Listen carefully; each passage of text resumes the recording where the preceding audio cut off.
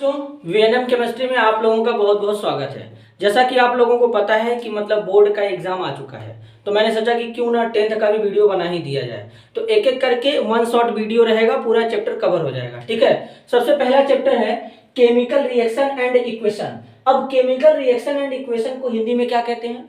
रासायनिक अभिक्रिया और समीकरण। इक्वेशन का मतलब होता है समीकरण, ठीक है, हिंदी में इसको ये बोलते हैं। अब ये बेसिकली वीडियो जो होगा हिंदी वाले मीडियम यानी यूपी बोर्ड और सीबीएसई बोर्ड दोनों लोग देख सकते हैं, कोई समस्या वाली बात नहीं है।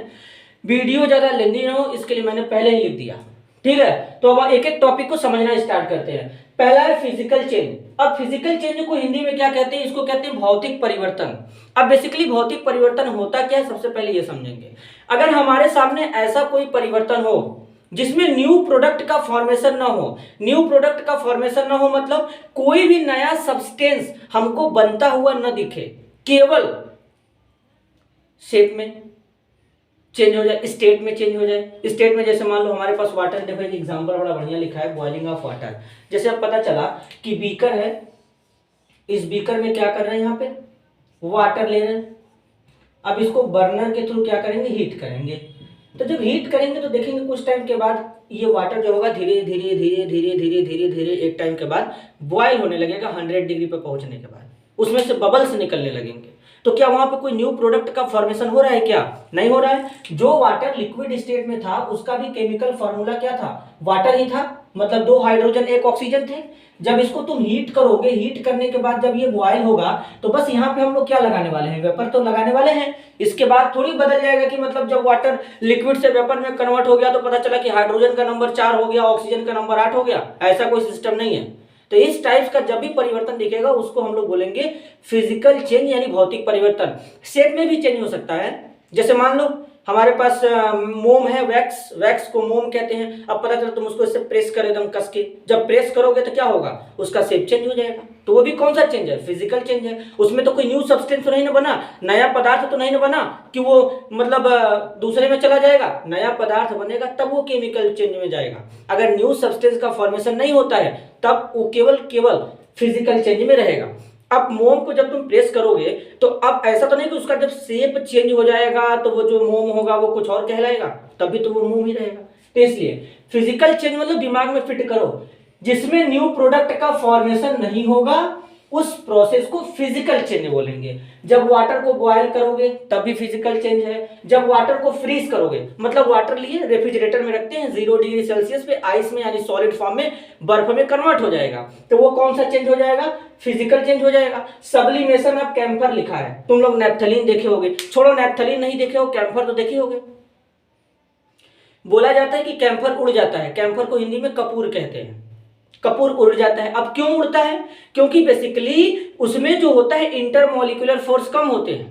अब वो उड़ जाता है तो उड़ने का मतलब क्या है? सॉलिड में रहता है, सॉलिड से डायरेक्ट वेपर में कन्वर्ट हो जाता है। अगर तुम उस वेपर को ठंडा करोगे, कंडेंस्ड कर दोगे तो वापस से सॉलिड फॉर्म में कैम्फर मिल जाएगा।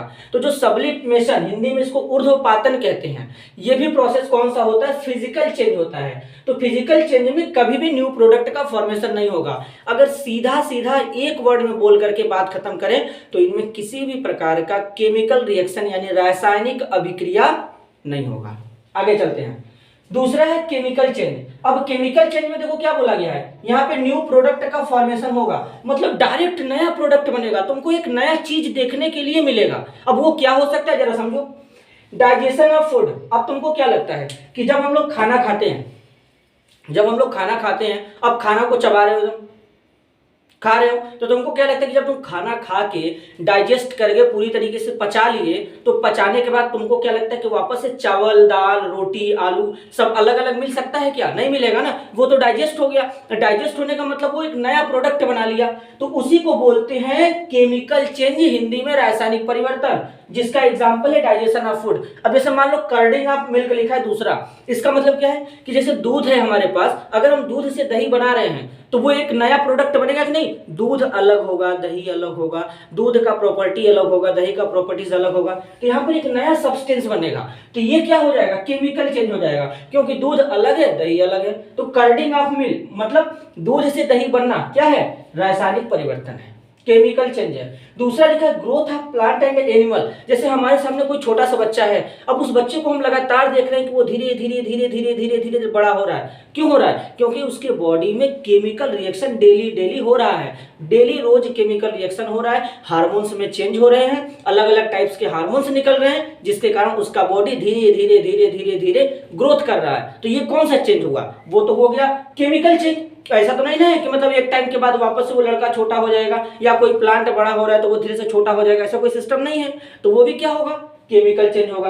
अब फर्मेंटेशन ऑफ ग्रेप्स लिखा गया है, अंगूर है, अंगूर को सड़ाते हैं, सड़ा करके शराब बनाते हैं, दारू बनाते हैं, तो ये क्या है? केमिकल चेंज है भाई। अब ऐसा तो नहीं ना कि अंगूर को सड़ा करके दारू बना लिए, दारू से वापस से अंगूर बना ले, ऐसा नहीं ना है। तो ये भी हमारा केमिकल चेंज होगा। रस्टिंग ऑफ आयरन, अब रस्टिंग ऑफ आयरन क्या होता है? जैसे लोहे में जंग लगना। अब लोहे में एक बार जंग लग गया तो तुम लोहे को पहले जैसा बना सकते हो? नहीं बना सकते। तो ये भी क्या होगा? केमिकल चेंज होगा। कैसे लगेगा? लोहा है, चाहे वो नया ही रहे क्यों ना हो, नया मान लो लोहा है, मान लो ये देखो लोहा है, मान लो नया है। अब इसमें क्या होगा? इसको हम रखेंगे पानी के कांटेक्ट में। अब इस पे पानी और ऑक्सीजन दोनों होना चाहिए, तो पानी के कांटेक्ट में रखेंगे, एनवायरनमेंट में ऑक्सीजन होगा, धीरे धीरे इसके ऊपर ऑक्साइड का, वाटर का लेयर जमेगा और इसके ऊपर रस्ट लग जाएगा, भूरा कलर, ब्राउन कलर का रस्ट लगेगा, उसी को बोलते हैं जंग लगना। तो ये भी रासायनिक परिवर्तन है। तो मिला जुला के इन दोनों टॉपिक से हमको क्या सीखने के लिए मिला? हमको ये सीखने के लिए मिला कि अगर फिजिकल चेंज है तो इसमें, जैसे मान लो एक पदार्थ, जैसे पानी से बर्फ बना रहे हैं तो बर्फ से पानी भी बना सकते हैं, लेकिन रासायनिक परिवर्तन में, केमिकल चेंज में क्या करें? जो रिएक्शन एक बार हो गया उसको दोबारा नहीं प्राप्त कर सकते। तो ये दोनों में खास और बेसिक सा डिफरेंस है जो बड़ा ही इंपॉर्टेंट है। तो इसको नोट कर लो, तब तक हम लोग आगे कंटिन्यू करते हैं यहां पर। तो अब हम लोग बात करेंगे केमिकल इक्वेशन के ऊपर। आखिरकार केमिकल इक्वेशन को हिंदी में क्या कहते हैं? रासायनिक समीकरण कहते हैं। सर हमको रासायनिक समीकरण लिखना बताइए, और रासायनिक समीकरण कहते किसे हैं? रासायनिक समीकरण के कितने पार्ट होते हैं, पहले तुमको ये जानना पड़ेगा। बात जरा ध्यान से सुनना। रासायनिक समीकरण लिखने के लिए, यानी केमिकल इक्वेशन को लिखने के लिए हमको दो बातों का ध्यान देना जरूरी है, कंपल्सरी है, बेसिक। इसमें देखो जब भी लिखेंगे, जैसे मान लो एक छोटा सा बात है, छोटा सा मान लो यहाँ पर ए लिख रहे हैं प्लस बी लिख रहे हैं, इनको मिला के बना दूं मैं ए बी। तो अब जरा बात ध्यान से सुनो, इसको क्या बोलेंगे? इधर वाले को क्या बोलेंगे? LHS, इधर वाले को RHS बोलेंगे। ये हो जाएगा तुम्हारा LHS, इसको बोलेंगे RHS।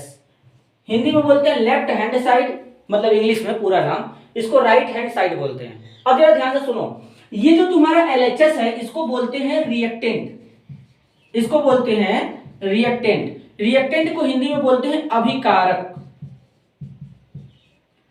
और इधर वाला जो होता है इसको बोलते हैं प्रोडक्ट, और प्रोडक्ट को हिंदी में बोलते हैं उत्पाद। इतना तुमको पता चल गया? एक बात जरा ध्यान देना, हमेशा जब भी तुम रिएक्टेंट को लिखोगे हमेशा इस साइड में लिखोगे, LHS साइड में लिखोगे, और जब भी प्रोडक्ट के लिखोगे हमेशा तुम RHS में लिखोगे। अब बीच में क्या करते हैं? एक एरो लगाते हैं, एक एरो लगाते हैं। तो एरो का काम क्या होता है? एरो के भी दो पार्ट होते हैं। अब ये देखो है एरो, अब इस एरो को हिंदी में बोलते हैं तीर, इसका भी दो पार्ट होता है।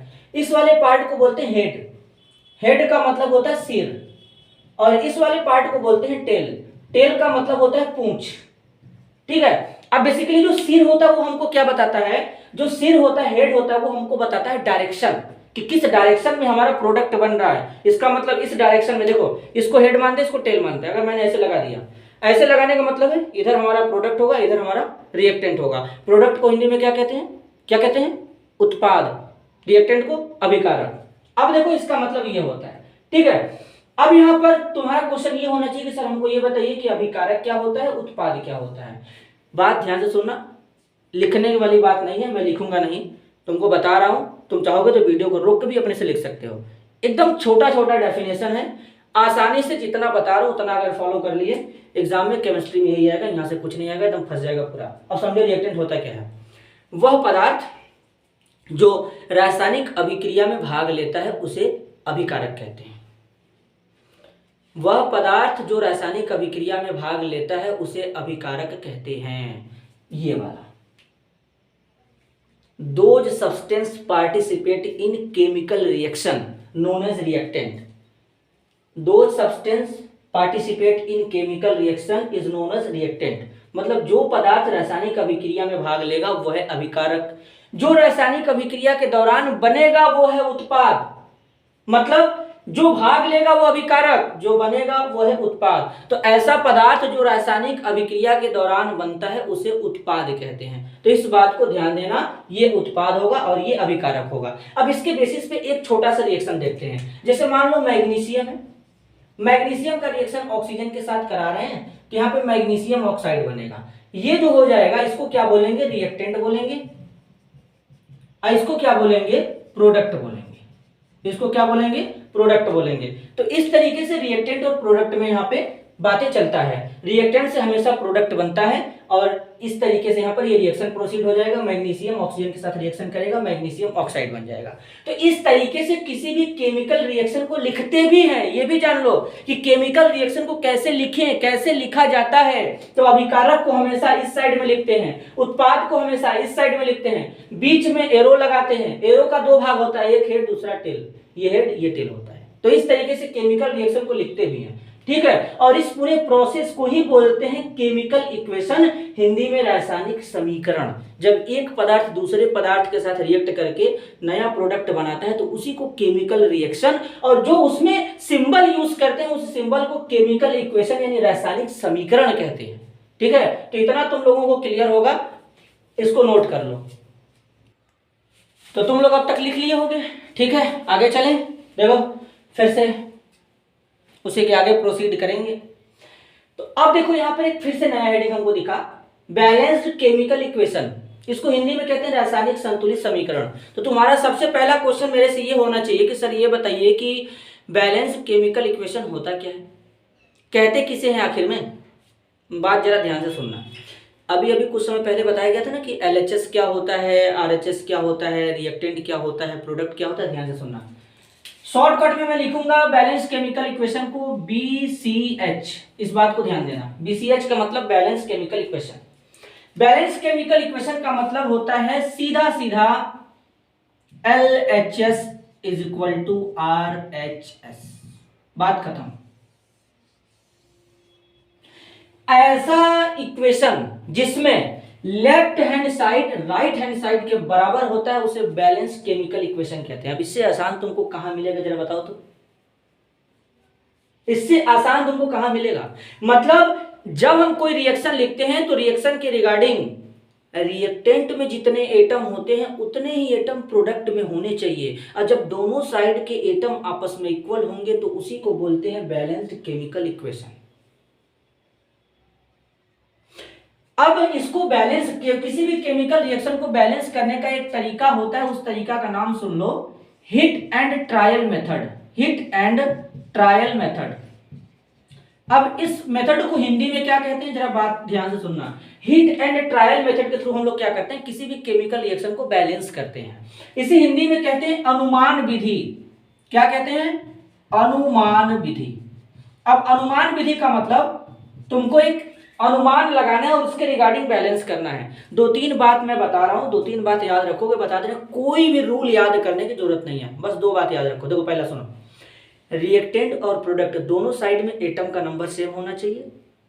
दूसरा बात, एटम अगर हमको दिखेगा तो उसको मॉलिक्यूल में कन्वर्ट करेंगे। कॉपी में ये बात बाद में नोट करना, तुम लोग वीडियो को रोक के नोट कर लेना, ठीक है। और तीसरा बात कि जब हम रिएक्शन को बैलेंस करेंगे तो उस समय जो गिवन कंपाउंड होगा या गिवन मॉलिक्यूल होगा उसके केमिकल फार्मूला या केमिकल स्ट्रक्चर में कोई चेंज नहीं होना चाहिए। तीन बात याद कर लेना, काम हो जाएगा। जरा समझते हैं, पहले बैलेंस करते हैं। यहां पर लेते हैं मैग्नीशियम और यहां पे ले लिए ऑक्सीजन, रिएक्शन करा के बना दिए मैग्नीशियम ऑक्साइड। देखो बात जरा ध्यान से सुनना। देखोगे बेसिकली जो एनसीईआरटी अपना है या जो भी बुक होता है उसमें मार्क कॉलम बना करके या वाह करके दिया रहता है। तुमको कॉलम भी बनाने की जरूरत नहीं है, तुम्हारा रिएक्शन भी अपने आप बैलेंस हो जाएगा। थोड़ा सा बस बुद्धि लगाने की जरूरत है, ध्यान से सुनो। देखो अब बात को समझो, इसको क्या कहते हैं, इसको बोलते हैं LHS। अब देखो ये LHS RHS बार बार मत लिखवाओ हमसे, बस इतना जान लो, इसको बोलते हैं RHS, ठीक है। अब बात जरा ध्यान से सुनो।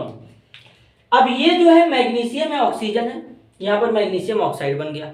पहला तरीका तुमको ये बताया गया कि अगर हमको एटम दिखेगा तो मॉलिक्यूल में कन्वर्ट करेंगे। तो बेसिकली ऑक्सीजन हमारे नेचर में किस फॉर्म में पाया जाता है? O2 के फॉर्म में पाया जाता है। अब यहाँ पर O लिखा है तो हमको क्या करना पड़ेगा? यहाँ पे O2 बनाना पड़ेगा। अभी तो ठीक था, अगर तुम यहाँ से 2 हटाओगे तो अभी तो ठीक है कि यहाँ पर एक मैग्नीशियम एक ऑक्सीजन, एक मैग्नीशियम एक ऑक्सीजन दोनों साइड में है, रिएक्टेंट में भी प्रोडक्ट में भी। सर ये रिएक्शन बैलेंस है, इसको बैलेंस करने की जरूरत ही क्या है? क्यों बैलेंस कर रहे हो? लेकिन ये बात ध्यान दो कि ये एटम में है और हमको मॉलिक्यूल में चाहिए, तो मॉलिक्यूल के लिए यहाँ पे 2 लगाएंगे। जब यहाँ पे तुम 2 लगाओगे तो यहां पर देखो अब ऑक्सीजन 2 बार है, यहां पर ऑक्सीजन 1 बार है।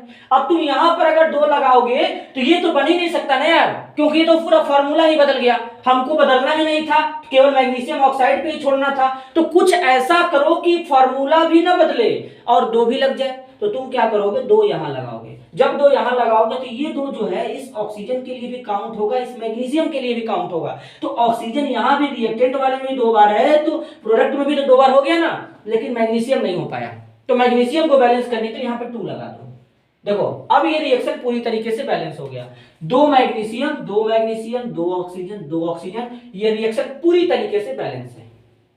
तो इस तरीके से इसको बैलेंस करते हैं। इसी के बेसिस पे एनसीईआरटी का कुछ क्वेश्चन यहाँ पे लिखा गया, अब इसको बैलेंस करते हैं और जरा बैलेंस किया जाए और देखा जाए कि इसको किस तरीके से बैलेंस करेंगे। ठीक है, देखो जिंक है, जिंक का रिएक्शन H2SO4 के साथ कराया गया, जिंक सल्फेट बना है, साथ में हाइड्रोजन गैस भी यहाँ पर रिलीज हुआ है। तो देखो ये तो तुमको पहले से ही दिख रहा है कि बैलेंस है, तो फिर भी मतलब तुमको बैलेंस करना है, क्योंकि अपने एनसीईआरटी में दिया है, मतलब बैलेंस करना है। अभी ये जो पूरा का पूरा ये 1 शॉट वीडियो बनेगा, ये पूरा का पूरा एनसीईआरटी बेस्ड है, एक भी एनसीईआरटी के बाहर नहीं है। अगर एनसीईआरटी पढ़ लिए काम हो गया। अब जरा समझो, तो जिंक यहाँ पर प्रोडक्ट देखो, इधर वाला क्या रहेगा? इधर वाला सारा का सारा रिएक्टेंट रहेगा, आर से लिखेंगे। इधर वाले को किससे लिखेंगे? प्रोडक्ट से लिखेंगे। ये सारा रिएक्टेंट है, ये और ये सारा प्रोडक्ट है। अब बीच में एरो लगा है। जिंक यहाँ पर 1 बार है, यहाँ पर जिंक 1 बार है। SO4 में 1 sulphur 1 sulphur, 4 oxygen 4 oxygen, 2 hydrogen 2 hydrogen. Sir balance है, क्यों बैलेंस करें? फिर भी कर दो। तो करने के लिए तुम क्या करोगे? यहाँ पर ठीक तरीके से देखोगे, यहाँ पे 2 लगा देना, तो यहां भी 2 लगा दो यार। 2 हाइड्रोजन देखो 4 बार हो गया, तो यहां भी हाइड्रोजन 4 बार कर ही देते हैं, क्या तकलीफ है? उसके बाद अब यहां पे देखोगे तो सल्फर 2 बार, सल्फर यहां पर तो 1 ही बार है। तो अब क्या करो? यहां पे 2 लगाओ। जब 2 बार लगाओगे तो 2 बार सल्फर, 4 दूना देखो, अब ये जो 4 ऑक्सीजन है इसका 2 में मल्टीप्लाई करो, 8 होगा। तो यहां भी 4 का 2 8 हो जाएगा ना। लेकिन अब जिंक बेचारा अकेला बच गया, तो जिंक को बैलेंस करने के लिए यहां पे 2 लगा दो। तो जब तुमको लगे कि बैलेंस फॉर्म में दिया है, तभी तुम 2 लगाते चले जाओ, बैलेंस हो जाएगा। लेकिन हर रिएक्शन में 2 लगाना है, ये पॉसिबल नहीं है। तो बैलेंस करने का क्राइटेरिया यही है, तुमको अनुमान लगाना है, अपने से बुद्धि लगाना है कि कैसे मतलब रिएक्शन को बैलेंस किया जाए। ठीक है, अब चलो यहां पे देखते हैं, इसको बैलेंस करते हैं। अगर इसको बैलेंस करेंगे तो यहां पर आयरन कितने बार है? 3 बार है। और यहां पर आयरन कितने बार है? 1 बार है। तो जब रिएक्टेंट में आयरन 3 बार है तो यहां पे 3 लगा दो यार। 3 बार देखो यहां भी आयरन हो गया। लेकिन अब रही बात ऑक्सीजन का, तो ऑक्सीजन यहां पे 4 बार है, तो 4 लगाओ यहां पे जरा। तो जब 4 लगाओगे तो 4 बार ऑक्सीजन तो हो गया। तो देखो 4 बार ऑक्सीजन 3 बार आयरन बैलेंस है, लेकिन हाइड्रोजन बैलेंस नहीं है ना भाई। हाइड्रोजन तो यहाँ पे 4 दूना के 8 बार है, यहाँ पे कितने बार है? 2 बार है। तो अब कुछ ऐसा करो कि यहाँ भी 4 लगा दो, तो 4 दूना के 8, हाइड्रोजन भी बैलेंस हो गया। अब देखो रिएक्शन पूरी तरीके से बैलेंस है। अब नीचे वाले में देखो क्या करना है, नीचे वाले में भी तुमको क्या करना है? इसको अपने से प्रैक्टिस करना है। कैसे बैलेंस करेंगे? इधर हाइड्रोजन 1 बार है, इधर हाइड्रोजन 2 बार है। अब यहां से लो हाइड्रोजन 1 और यहां से लो 2, तो 2 1 3 बार हाइड्रोजन है, और इधर कितने बार है? केवल और केवल 2 बार है। तो तुम इसको बैलेंस करो। तो बैलेंस करने के लिए क्या करो? यहां पे बेसिकली लगा दो 2। अब जब यहां से 2 लगाओगे तो क्या हो जाएगा? जरा यहां से देखना, 2 बार हाइड्रोजन 2 बार हाइड्रोजन, NO3 का ट्वाइस है, तो NO3 ट्वाइस का मतलब NO3 2 बार है। तो यहां से भी तो NO3 2 बार हुआ ना। अब कैल्शियम यहां से 1 बार है, कैल्शियम यहां से 1 बार है। अब टोटल हाइड्रोजन अगर देखेंगे तो 2 यहां से 2 यहां से 4 है, लेकिन यहां पर हाइड्रोजन 2 बार है, तो 2 यहां भी लगा दो, 4 हाइड्रोजन यहां भी हो गया। अब रही बात ऑक्सीजन की, जरा काउंट करते हैं। 3 दूना के 6 ऑक्सीजन यहां से और 2 ऑक्सीजन यहां से, मतलब टोटल 8 ऑक्सीजन। 3 दूना के 6 ऑक्सीजन यहां से, 2 ऑक्सीजन यहां से, टोटल 8 ऑक्सीजन। रिएक्शन बैलेंस है, रिएक्शन बैलेंस हो गया।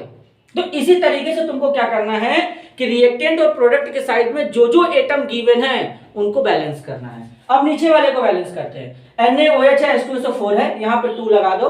जब 2 लगाओगे तो ऑटोमेटिक रिएक्शन देखो यहाँ पे देखो 2 बार सोडियम 2 बार सोडियम, SO4 यहाँ पे कितने बार है, 1 बार है, SO4 यहाँ पे कितने बार है, 1 बार है। अब रही बात हाइड्रोजन की, तो 2 हाइड्रोजन यहाँ से 2 हाइड्रोजन यहाँ से, टोटल 4 है, तो 2 यहाँ भी लगा दो 4 हो जाएगा। अब बाकी ऑक्सीजन यहाँ से देखो 2 बार है, 4 बार यहाँ से, तो 4 2 6 हो जाएगा, और यहाँ से ऑक्सीजन देखोगे तो 2 यहाँ से है, 4 यहाँ से, 6 बार, रिएक्शन बैलेंस हो गया। इसी तरीके से NaCl AgNO3 को बैलेंस करोगे तो यहाँ पे 2 लगा दो, 2 यहाँ लगा दो, 2 यहाँ लगा दो, 2 यहाँ लगा दो, 2 यहाँ लगा दो, ये रिएक्शन पूरी तरीके से बैलेंस हो जाएगा। इसमें तो केवल 2 2 ही लगाना था। अब अच्छा BaCl2H2SO4, तो यहाँ पे क्या करोगे, 2 यहाँ पे लगा दो और 2 यहाँ पे लगा दो। तो अगर देखोगे तो क्लोरीन यहां से 4 बार हो गया, लेकिन अभी तो क्लोरीन यहां से 2 ही बार हुआ है। तो अब कुछ ऐसा करो कि यहां पर तुम 4 लगाओ, जब तुम यहां पे 4 लगाओगे तो 4 बार क्लोरीन, 4 बार क्लोरीन हो गया। तो अब बेसिकली जो Ba है वो 2 बार है, लेकिन यहां पर Ba 1 बार है। तो यहां पे फिर क्या करोगे तुम, यहां पर लगा दो, ये 2 लगा दो। अब जैसे यहां 2 लगाओ, देखो 2 बार Ba 2 बार Ba, क्लोरीन कितने बार, 4 बार, 4 बार क्लोरीन, हाइड्रोजन कितने बार यहाँ पे 4 बार, और हाइड्रोजन यहाँ पे कितने बार है, 2 बार है। तो बैलेंस करने के लिए क्या करो, 2 यहां लगा दो, देखो पूरी तरीके से रिएक्शन बैलेंस हो गया। तो इस तरीके से इसको बैलेंस करते हैं, कॉपी में नोट करो, फिर नए टॉपिक की ओर आगे चलते हैं तुरंत। तो अब तक आप लोग लिख चुके होंगे, ठीक है ना, आगे चलते हैं। अब यहां पे लिखा है टाइप्स ऑफ केमिकल रिएक्शन, मतलब रासायनिक अभिक्रिया के प्रकार, हिंदी में बोलते हैं। अब यहां पे देखो लिखा है पहला रिएक्शन जो है वो है कॉम्बिनेशन रिएक्शन। कॉम्बिनेशन रिएक्शन को एडिशन रिएक्शन भी कहते हैं। जरा इसका हिंदी में नाम सुनना, एक बार हिंदी में नाम आ गया था और एक प्राणी फंस गया, पेपर में आ गया संकलन अभिक्रिया क्या होता है। लो, अब संकलन अभिक्रिया क्या होता है किसको पता। तो बेसिकली जो कॉम्बिनेशन रिएक्शन होता है इसी को बोलते हैं संयोजन अभिक्रिया, संयोजन या योगात्मक, या इसी को संकलन अभिक्रिया कहते हैं, या इसी को संकलन अभिक्रिया कहते हैं। ये सारा नाम इसी का है। और एग्जाम में आ गया संकलन अभिक्रिया, हम लोग तो पढ़ के गए थे योगात्मक अभिक्रिया, पता नहीं है मुंह बना के आगे घरे, तो इसीलिए बता रहे हैं, ध्यान से देखना ये होता क्या है। एक एक लाइन का डेफिनेशन, इससे ज्यादा मैं नहीं बताऊंगा, और उतना तुम एग्जाम में लिख के आओगे नंबर मिलेगा। बात जरा ध्यान से सुनना। वह रासायनिक अभिक्रिया जिसमें 2 पदार्थ आपस में जुड़ते हैं, जुड़ करके एक नए पदार्थ का निर्माण करते हैं, उसे कॉम्बिनेशन रिएक्शन कहते हैं। देखो ये एक सब्सटेंस दिए, दूसरा सब्सटेंस, इन दोनों को जोड़ दो, जोड़ने के बाद एक नया सब्सटेंस बनेगा, मतलब कॉम्बिनेशन रिएक्शन है। जरा एग्जांपल समझो, तुम लोग देखे होंगे कि जो कैल्शियम ऑक्साइड, नहीं देखो मैं दिखा देता हूं, दीपावली के समय में चूना पोतते हैं दीवार पे, 5 kilo 10 kilo 15 kilo 20 kilo 25 kilo का बोरी आता है। तो 5 किलो का बोरी मान लो ले लेते हैं, उसमें से थोड़ा सा चूना ले लेंगे, कैल्शियम ऑक्साइड, इसको बिन बूझा चूना कहते हैं। अब इस चूनों को क्या करेंगे, इस चूने को डालेंगे पानी में। जैसे ही इस चूने को पानी में डालेंगे वैसे ही ये क्या करेगा, तुरंत खौलने लगेगा, बॉयल करने लगेगा, और ये पूरा का पूरा हिट हो जाएगा, और यहां से एनर्जी बाहर निकलेगा, साथ में बन जाएगा कैल्शियम हाइड्रोक्साइड। अब ये जो कैल्शियम हाइड्रोक्साइड है इसे बिन बूझा चूना कहते हैं। खैनी बना के ऐसे ऐसे सुर्ती बना के खाते हैं, ये वही है कैल्शियम हाइड्रोक्साइड, ये वही कैल्शियम हाइड्रोक्साइड है। जो लोग खैनी बना के ऐसे गांव में खाते हैं, सुर्ती ऐसे बनाते हैं, ये वही कैल्शियम हाइड्रोक्साइड है। कैसे बनता है, जब इस कैल्शियम ऑक्साइड को पानी में डालेंगे तब ये बनेगा। तो ये इतना जबरदस्त रिएक्शन होता है। अच्छा, जब इसको पानी में ऐड भी करते तो इतना तगड़ा ये खौलने लगता है कि अगर हाथ उसमें डाल देंगे तो हाथ जल जाएगा, और साथ में एनर्जी निकलता है। अब जरा बात ध्यान से सुनना, वह केमिकल रिएक्शन जिसमें एनर्जी बाहर निकलता है, बाहर निकलेगा, उसे बोलते हैं एक्सोथर्मिक रिएक्शन, ऊष्माक्षेपी अभिक्रिया। क्या बोलेंगे, एक्सोथर्मिक रिएक्शन। एक्सोथर्मिक रिएक्शन का मतलब होता है जहां पे एनर्जी यानी उष्मा बाहर निकलता है। एक्सो का मतलब होता है बाहर निकलना, थर्मिक का मतलब होता है हीट, जहां पे हीट ऊर्जा बाहर निकलता है। जैसे पता चला कि हम खूब दौड़ रहे हैं रोड पे, ऐसे ऐसे ऐसे ऐसे दौड़ रहे हैं, तो उसमें क्या होता है कि हम हांफने लगते हैं ऐसे करके, तो एनर्जी बाहर निकलता है। तो एनर्जी बाहर निकलता है तो उसी प्रोसेस को बोलते हैं ऊष्माक्षेपी अभिक्रिया। बात समझ में आया। कार्बन है, कार्बन को ऑक्सीजन के साथ जोड़ोगे कार्बन डाइऑक्साइड बनेगा, हाइड्रोजन को ऑक्सीजन के साथ जोड़ेंगे पानी बनेगा, यहां भी एनर्जी निकलेगा। तो यहां पर देख रहे हो हर केस में 2 चीजें जुड़ रही हैं। जुड़ना मतलब कॉम्बिनेशन रिएक्शन, जब कोई भी चीज जुड़ेगा, दिमाग में फिट करो, जहां पे लोग जुड़ते हैं उसे बोलते हैं संयोजन अभिक्रिया, योगात्मक अभिक्रिया, संकलन अभिक्रिया, किसी के साथ दोस्ती करते हैं तो दोस्ती करते हैं ऐसे हाथ मिलाते हैं, मतलब कॉम्बिनेशन रिएक्शन है। आगे चलते हैं, अब यहाँ पे लिखा है combustion of natural gas. Combustion का जरा मतलब समझो यार। देखो, अगर कोई भी सब्सटेंस है, जब उसको ऑक्सीजन के साथ में केवल और केवल क्या करते हैं, जलाते हैं, ऑक्सीजन कम मात्रा में रहेगा उसको जला देंगे, तो उसे बोलते क्या है ये जरा समझो, उसे बोलते हैं बर्निंग, जलना। अगर इस सब्सटेंस को अगर हम आग लगा रहे हैं, यहां पर ऑक्सीजन बहुत कम मात्रा में है, तो ये जल करके केवल और केवल काला होगा। क्या होगा? काला होगा।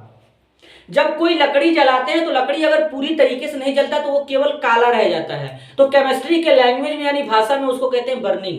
लेकिन अगर उसी लकड़ी को पूरी तरीके से जला दोगे, भरपूर ऑक्सीजन, भर भर के ऑक्सीजन के प्रेजेंस में जलाओगे, तो उसे बोलते हैं कंबशन। और कंबशन को हिंदी में बोलते हैं दहन। जैसे जब कोई लाश जला देते हैं तो लाश जलाने के बाद जो राख बनता है वो एकदम सफेद होता है, तो लाश का हमेशा दहन होता है। जब लकड़ी पूरी तरीके से चूल्हा पे जो खाना बनाते हैं उसमें जब लकड़ी होता है पूरी तरीके से जला देते हैं तो उसका राख सफेद हो जाता है, तो वो भी दहन का एग्जाम्पल हो जाएगा।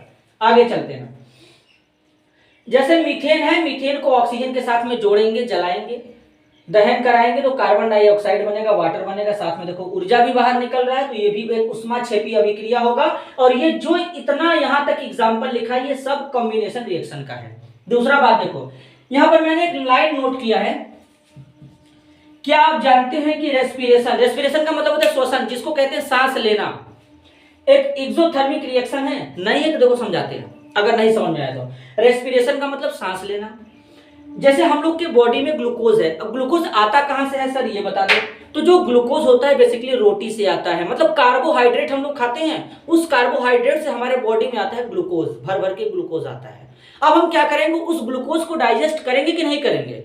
करेंगे ना। तो ग्लूकोज हमारे बॉडी में जाएगा, ऑक्सीजन के साथ रिएक्ट करेगा। सर ऑक्सीजन कहां से आया?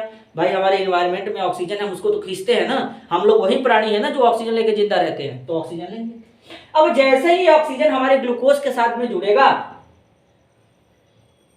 यहां से, एक मिनट ये रिएक्शन गलत लिख दिया है मैंने, कार्बन डाइऑक्साइड बनेगा, 6CO2 बनेगा। अब सही है। तो जैसे ही ऑक्सीजन हमारे बॉडी में जाएगा ग्लूकोज के साथ में, कार्बन डाइऑक्साइड बनेगा, साथ में वाटर बनेगा और एनर्जी बाहर निकलेगा। तो अब एनर्जी बाहर निकलेगी मतलब जो हम लोग सांस ले रहे हैं, रेस्पिरेशन कर रहे हैं, इसमें एनर्जी बाहर निकलता है कि नहीं निकलता है? हम लोग अगर रोड पे दौड़ेंगे तो हाफेंगे, एनर्जी बाहर निकलेगा। तो जब हम लोग सांस लेते हैं, रेस्पिरेशन करते हैं, तो वो भी प्रोसेस कौन सा होता है? एक्सोथर्मिक होता है। और ये किसका एग्जाम्पल है सर? कॉम्बिनेशन रिएक्शन का है। बात समझ में आया? आगे चलते हैं। दूसरा है डिकम्पोजिशन रिएक्शन। अब डिकम्पोजिशन रिएक्शन मतलब नाम से ही पता चल रहा है टूटना, जहां पे लोग टूट के अलग होंगे, जैसे ये तोड़ रहे हैं इसको, या देखो टूट गया, टूट के अलग हो गया।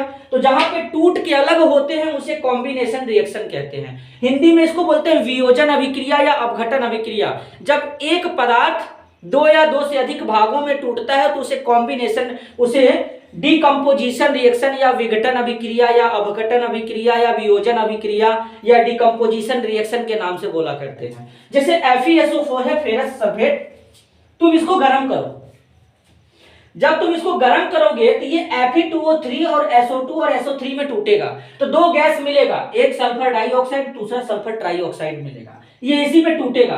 अब देखो यहाँ पे डेल्टा बनाया गया है। अपने केमिस्ट्री में जब भी ऐसे डेल्टा बनाते हैं तो डेल्टा का मतलब होता है हीट, गर्म करना, बाहर से ऊर्जा दे रहे हैं, जब बाहर से एनर्जी दोगे तो वो हो जाएगा इंडोथर्मिक रिएक्शन। क्या होगा? Endothermic reaction. अब इंडोथर्मिक रिएक्शन का मतलब एनर्जी खुद से दे रहे हैं। जब एनर्जी दोगे तो उसे इंडोथर्मिक बोलेंगे, मतलब एनर्जी दे रहे हैं रिएक्शन कराने के लिए। और जब एनर्जी बाहर निकलेगा रिएक्शन के दौरान तो वो होगा एक्सोथर्मिक, तो इसलिए इसको इंडोथर्मिक बोलते हैं। हिंदी में बोलते हैं उष्मा शोषी, मतलब जो उष्मा को सोखता है। ठीक है। जैसे कैल्शियम कार्बोनेट है, इसको गर्म करोगे तो कैल्शियम ऑक्साइड और कार्बन डाइऑक्साइड में टूटेगा। डेल्टा बना है, इसका मतलब इसको एनर्जी दे रहे हो। अब एनर्जी दे रहे हो तो मतलब ये भी क्या होगा? डिकम्पोजिशन का एग्जांपल है, लेकिन ये भी इंडोथर्मिक रिएक्शन में आएगा, मतलब उष्मा शोषी, उष्मा लेगा। आगे देखो, लेड नाइट्रेट है, इसको गर्म करेंगे, लेड ऑक्साइड NO2 ऑक्सीजन में टूटेगा। AgCl है सिल्वर क्लोराइड। अब यहाँ पे डेल्टा ना बना के H बनाया है, इसको H बोलते हैं, इसको न्यू बोलते हैं। ये क्या है सर? इसके जगह पे तुम सूर्य का प्रकाश भी लिख सकते हो, समझे? होता क्या है, ये जो AgCl और AgBr है ना, ये लाइट के प्रेजेंस में सिल्वर और क्लोरीन ब्रोमीन में टूट जाते हैं। जैसे इनके ऊपर लाइट पड़ेगा तुरंत टूट जाएंगे। अब टूट रहे हैं मतलब अलग हो रहे हैं, मतलब डिकम्पोजिशन रिएक्शन होगा। आगे देखो डबल डिस्प्लेसमेंट रिएक्शन है। अब सर डबल डिस्प्लेसमेंट रिएक्शन का मतलब बताइए। डबल डिस्प्लेसमेंट रिएक्शन का मतलब होता है द्वितीय विस्थापन अभिक्रिया, या इसी को बोलते हैं उभय प्रतिरोधी अपघटन अभिक्रिया। अब ये होता क्या है, वह रिएक्शन जो आयनों के अदला बदली से होता है। आयनों के अदला बदली से मतलब समझना जरा, दो मार्कर, इस वाले का है टोपी काला, इस वाले का है टोपी लाल। ये लाल वाले का टोपी काले वाले में लगा देते हैं, काले वाले का टोपी लाल वाले में लगा देते हैं। तो अब यहां पर इन अदला बदली हुआ कि नहीं, ये इसके साथ में एक्सचेंज हो गया, इसके साथ में एक्सचेंज हो गया। तो एक्सचेंज होने पर आयनों के अदला बदली से जो रिएक्शन होगा उसे बोलेंगे डिस्प्लेसमेंट रिएक्शन। ठीक है, अब जरा आगे समझना ये होता क्या है। सॉरी, डिस्प्लेसमेंट नहीं, इसको बोलते हैं यार विस्थापन अभिक्रिया, क्योंकि डिस्प्लेसमेंट है तो इसको बोलेंगे विस्थापन अभिक्रिया। अभी तो डबल डिस्प्लेसमेंट नीचे है, अभी तो ये केवल डिस्प्लेसमेंट है। तो विस्थापन में होता क्या, जरा ध्यान से सुन लो। जब एक पदार्थ दूसरे पदार्थ को क्या करेगा, हटा देगा, रिप्लेस कर देगा। जब रिप्लेस कर देगा, हटा देगा, तो उसे बोलेंगे डिस्प्लेसमेंट रिएक्शन। जैसे मानो ये कॉपर सल्फेट है, ये है आयरन। आयरन आएगा, कॉपर से बोलेगा चलो भाई तुम यहां से हटो, तो कॉपर यहां से हटेगा, FeSO4 हो जाएगा। आयरन कॉपर के साथ में यहां से SO4 के साथ में चला जाएगा, साथ में कॉपर बाहर निकल जाएगा। अब जिंक क्या करेगा, जिंक इस कॉपर को हटाएगा तो जिंक सल्फेट बनेगा, कॉपर बाहर चला जाएगा। लेड देखो, इस कॉपर को हटाएगा तो कॉपर बाहर चला जाएगा, अपने क्लोरीन को जोड़ लेगा तो ये हो जाएगा। तो विस्थापन या प्रतिस्थापन का मतलब होता है एक पदार्थ दूसरे पदार्थ को हटा देगा।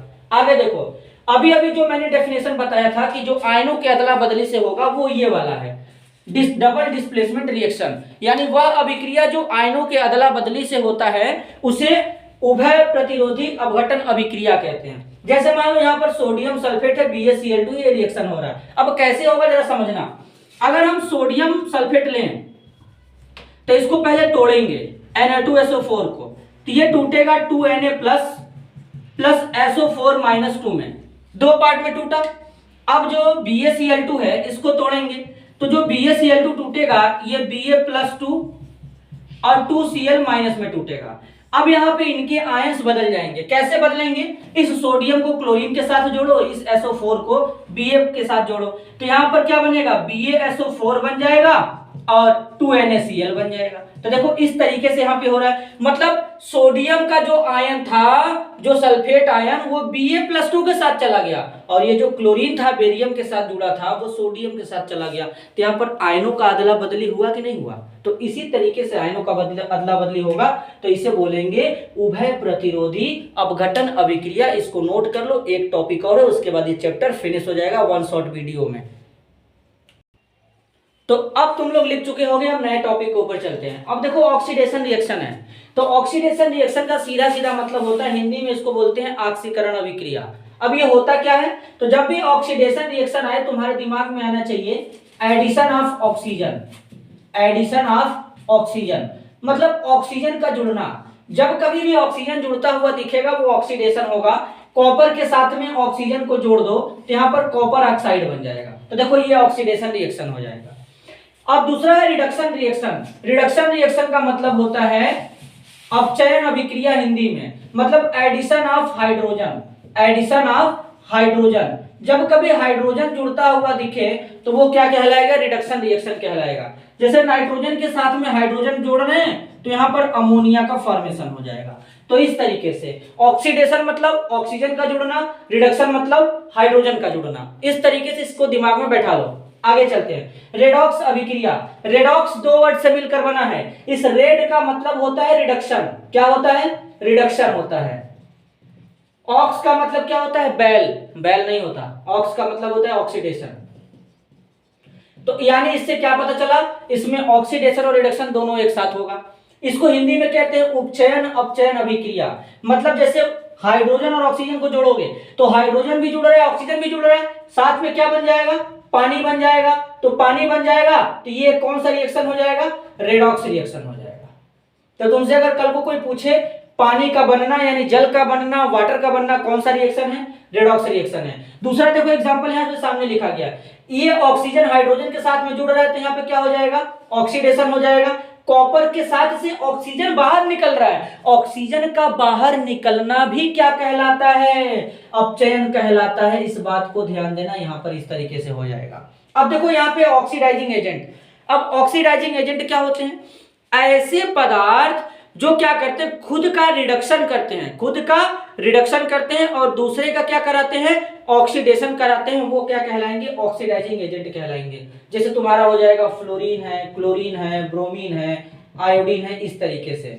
अब रिड्यूसिंग एजेंट क्या कहलाते हैं, ऐसे पदार्थ जो खुद का क्या कराते हैं, ऑक्सीडेशन, और दूसरे वाले का क्या कराते हैं, रिडक्शन, वो क्या कहलाएंगे, रिड्यूसिंग एजेंट। जैसे कि मेटल होते हैं, क्या होते हैं, मेटल। मेटल मतलब धातु। आगे चलते हैं, छोटा सा टॉपिक है करोजन, हिंदी में बोलते हैं संक्षारण। संक्षारण कहते हैं किसे हैं, करोजन का मतलब क्या होता है, जैसे कोई भी हमारा सब्सटेंस है, जैसे मेटल है या कुछ भी है, तो वो हमारे इन्वायरमेंट में जो मॉइस्चर है, नमी है, उस नमी यानी मॉइस्चर के थ्रू, ऑक्सीजन के थ्रू क्या होता है, धीरे धीरे धीरे धीरे डिकम्पोज होता है, खराब होने लगता है। तो उस प्रोसेस को संक्षारण कहते हैं, करोजन कहते हैं। जैसे लोहे पे जंग का लगना, रस्टिंग ऑफ आयरन, क्या होता है, कोरोजन होता है।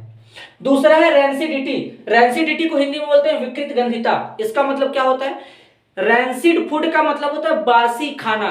जब खाना पूरी तरीके से ऑक्सीडाइज हो जाता है, जो ऑयली पदार्थ होते हैं, जो तेल के बने होते हैं, फैट के बने होते हैं, घी के बने होते हैं, चिप्स हो जाएगा, पापड़ हो जाएगा, तो ये सब क्या होते हैं, ये सब इन्वायरमेंट में जो ऑक्सीजन पाया जाता है उसके थ्रू ऑक्सीडाइज होकर के धीरे धीरे खराब होने लगते हैं। तो उस प्रोसेस को बोलते हैं विकृत गंधिता, रैंसिडिटी।